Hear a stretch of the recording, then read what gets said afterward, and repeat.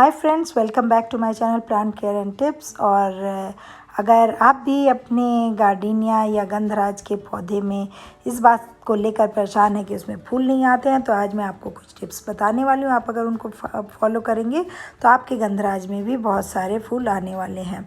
तो गंधराज, जिसको कि गार्डनिया भी कहा जाता है, और ये इसको सुगंध का राजा इसीलिए कहा गया है कि ये इसके जो फ्लावर्स होते हैं उनमें बहुत अच्छी खुशबू आती है, जिससे कि आपका घर पूरा महक उठता है। तो इसमें अच्छी फ्लावरिंग पाने के लिए जो चीज़ों का हमें ध्यान रखना है कि वो ये है कि ये एक पहली चीज़ तो ये एक श्रब है और झाड़ीदार पौधा है, तो ये परमानेंट प्लांट की कैटेगरी में आता है। तो अगर आप इसको लगाएंगे तो ये एक बार लगाने के बाद परमानेंट आपके घर में रहेगा और हमेशा फ्लावरिंग करेगा। तो इसको लगाने में और इससे ज़्यादा फ्लावरिंग पाने के लिए हमें क्या चीज़ें करनी है, क्या उपाय करने हैं, वो मैं आपको बताने वाली हूँ। तो ध्यान से सुनिए और उनको फॉलो करिए।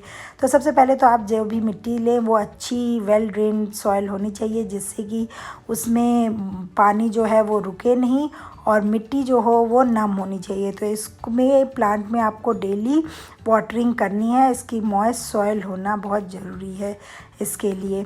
दूसरी चीज़, अगर आप ये नया पौधा लगाना चाहते हैं तो ये फरवरी से मार्च का महीना इसके लिए बेस्ट होता है इसको अपने घर में लगाने का। तो आप इस समय लाकर इसको अपने घर में लगा सकते हैं।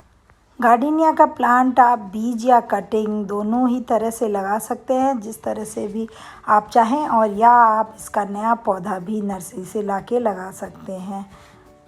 अगर आप इसका पौधा बीज से लगा रहे हैं तो बीज को अंकुरित होने में कम से कम 4 से 6 हफ्ते लगते हैं। तो अगर आप लगाएं तो इस बात से परेशान ना हो कि अभी तक आपका पौधा निकला क्यों नहीं।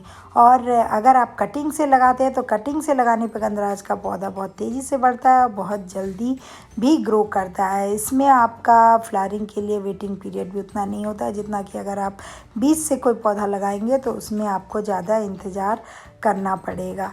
इसके बाद हम बात करते हैं कि हम इसके लिए कैसा गमला चुनें। तो गमला आप, क्योंकि ये एक श्रब है और इसका पौधा मीडियम साइज़ का होता है, तो इसके लिए आपको बड़े आकार का, अगर आप गमले में लगा रहे हैं तो गमला काफ़ी बड़ा होना चाहिए।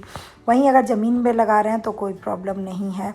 और जो इसके, अगर आप इसको ग्रो बैग में लगा रहे हैं तो आप इसके लिए ग्रो बैग भी बड़े साइज़ के लें, जिनमें कि ये प्लांट अच्छे से ग्रो कर पाए। इसके लिए जो टेम्परेचर होता है, जो ऑप्टिमम टेम्परेचर जिसमें ये बहुत अच्छे से ग्रो करता है, वो है 18 से 24 डिग्री का तापमान। तो अगर आपके यहाँ इतना तापमान रहता है तो उसमें ये प्लांट बहुत अच्छे से ग्रो करने वाला है। और रही बात इसके फ्लावरिंग की, तो इसमें पौधा लगाने के बाद करीब 2 से 3 साल बाद फ्लावर आते हैं। तो अगर आपने अपना पौधा अभी लगाया है और आप परेशान हो गए कि उसमें फूल नहीं आया, तो इसका एक कारण ये भी है कि प्लांट अभी मैच्योर नहीं है। तो इसका मतलब उचित समय आने पर उसमें अपने आप फ्लावरिंग होगी। और हाँ, अगर आप नर्सरी से पौधा ला के लगाते हैं तो वो हालांकि पहले से मैच्योर होते हैं, तो उनमें आपकी जल्दी फ्लावरिंग शुरू हो जाएगी। लेकिन फ्लावरिंग के लिए इनको कंटिन्यूस डेली पानी दीजिए और धूप कम से कम 4-5 घंटे की दीजिए और बीच बीच में लिक्विड फर्टिलाइज़र देते रहिए, तो ये बहुत अच्छे से फ्लावरिंग करेंगे। तो इन बातों का ध्यान रखिए और आपका गार्डनिया या गंधराज हमेशा अच्छे फूलों से भरा रहेगा। तो होप दोस्तों वीडियो पसंद आया। वीडियो पसंद आने वीडियो को लाइक कर दीजिएगा और चैनल पर नए हो तो सब्सक्राइब करना मत भूलिएगा। Thank you for watching plant care and tips.